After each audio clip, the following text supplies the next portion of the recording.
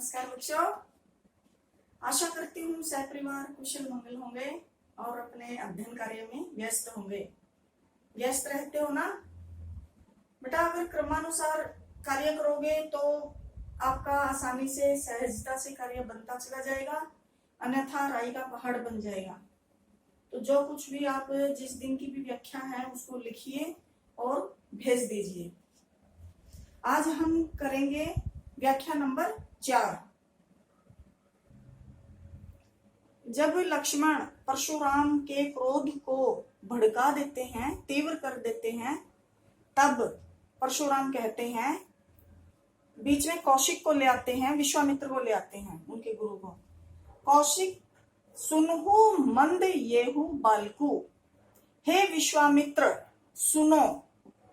मंद का मतलब मूर्ख, येहु यह बालक, यह बालक मूर्ख है, मंद बुद्धि है। कुटेलु काल बस निज कुल घालकु, कुटेलु उदंड है, दुष्ट है। काल बस काल के वश में, निज का मतलब अपने, कुल घालकु मतलब डाल रहा है।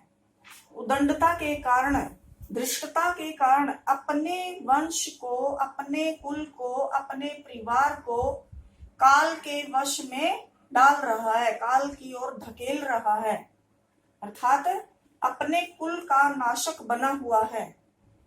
भानु वंश राकेश कलंक, भानु का मतलब है सूर्य, प्रभु राम सूर्यवंशी थे।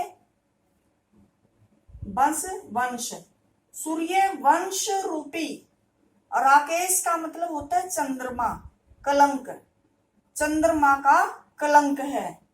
सूर्य वंश रूपी, सूर्य वंश रूपी चंद्रमा का कलंक है। निपट का मतलब है पूर्णतया, बिल्कुल। निरंकुशु, निरंकुशु मतलब उदंड है। अबुद्धु बुद्धिहीन, असंकु निडर।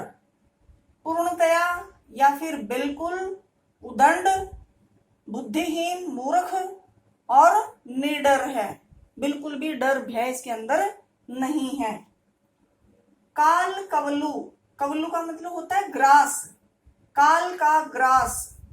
ओ इही हो जाएगा, इही का मतलब इसी, हो का मतलब हो जाएगा। इही क्षण माही, इसी क्षण में यह क्या हो जाएगा? काल का ग्रास हो जाएगा। यानी कि यह मेरे गुस्से को भड़काता जा रहा है और मैं अब इसको बिल्कुल भी नहीं छोड़ूंगा। कहो पुकारी, कहो का मतलब कहना, पुकारी का मतलब पुकार कर, वो अवगत करवा रहा है पूरी सभा को, पहले ही सूचित कर रहा है। खोरी मोही नाही, खोरी मतलब फिर मुझे दोष, मोही मुझे नाही नाही। मैं पुकार कर पूरी सभा को बता देता हूं, ये ऐलान कर देता हूं, फिर मुझे दोष मत देना। तुम हट कहू जो चाहू उबारा, तुम्हें, तुम हट कहू जो, यदि चाहते हो, चाहू चाहते हो, उबारा बचाना, हट कहू तो बताओ।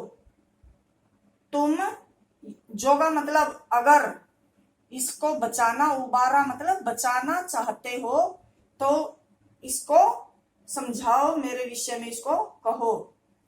कही प्रतापु बलु और रोसु हमारा, कही प्रतापु मेरे प्रताप के बारे में, शौर्य के बारे में, प्रताप के बारे में, मेरे बल के बारे में, प्रताप के बारे में, बलु बल के बारे में, रोसु और मेरे क्रोध के बारे में, इसको बताओ, इसको अवगत कराओ।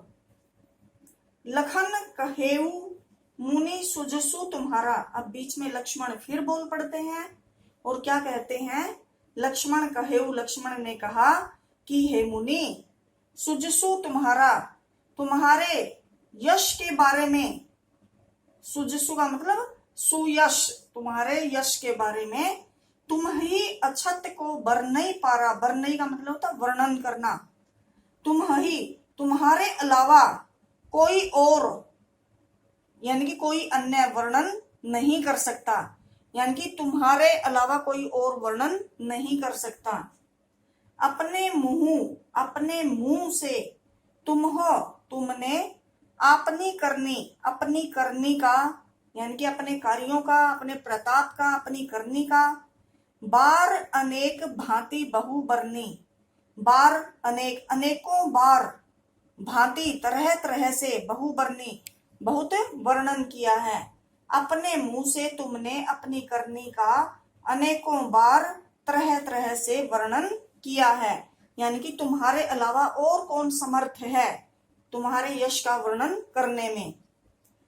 नहीं संतोषु तब पुनि कछु कहु, नहीं संतोषु अगर अभी भी तृप्त नहीं हो, संतुष्ट नहीं हो और कुछ रह गया है, तब पुनि का मतलब होता है दोबारा, कछु कहु दोबारा और कुछ भी कह डालिए, जो कुछ भी रह गया है, बच गया है, उसको मैंने मौका दिया कि तुम दोबारा से फिर कह दीजिए।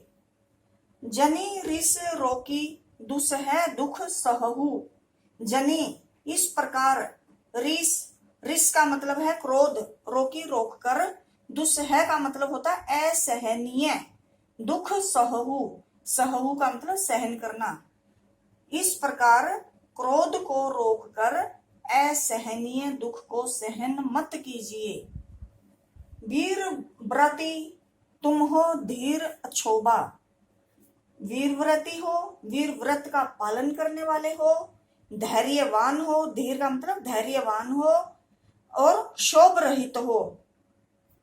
गारी देत न पाहु शोभा, इतने सारे आप में गुण हैं, वीर व्रती हो, धैर्यवान हो, शोभ रहित हो, तो आपको गाली देत न पावहु, पा नहीं रहे हो, शोभा का मतलब शोभा, गाली देते हुए तुम शोभा नहीं पाते हो। सूर समर, सूर जो शूरवीर योद्धा होते हैं, जो पराक्रमी होते हैं, योद्धा होते हैं, वो क्या करते हैं, समर का मतलब होता है रण क्षेत्र, युद्ध भूमि, करनी करही कहीं न जनावही आपू, करनी यानी कि जो शूरवीर योद्धा होते हैं वो रण भूमि में करनी करही यानी कि कुछ करके दिखाते हैं, कहीं न मतलब अपने आपू स्वयं अपने आप को प्रकट नहीं करते, अपना बखान नहीं करते, वाणी से बखान नहीं करते हैं, वो अपने आप को प्रकट नहीं करते हैं, वो कुछ करके दिखाते हैं युद्ध क्षेत्र में।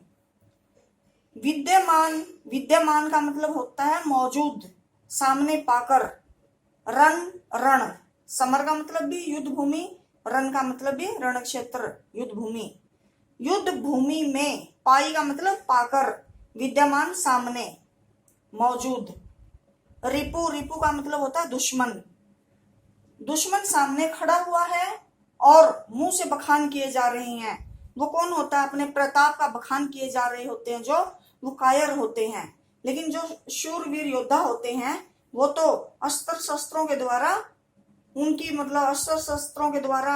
उनका प्रयोग करते हैं, युद्ध भूमि में अपने शौर्य का परिचय देते हैं।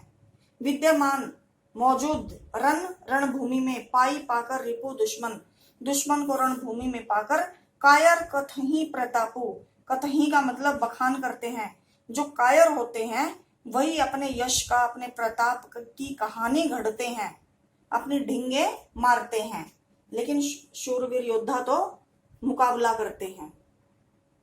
तो इसकी व्याख्या भाग कर लेंगे आप और इस पर आधारित प्रश्नोत्तर वो भी करेंगे और इनको नियम पूर्वक मेरे पास भेज देंगे बेटा। कुछ एक बच्चों के आ रहे हैं लेकिन सब बच्चों के नहीं आ पा रहे हैं।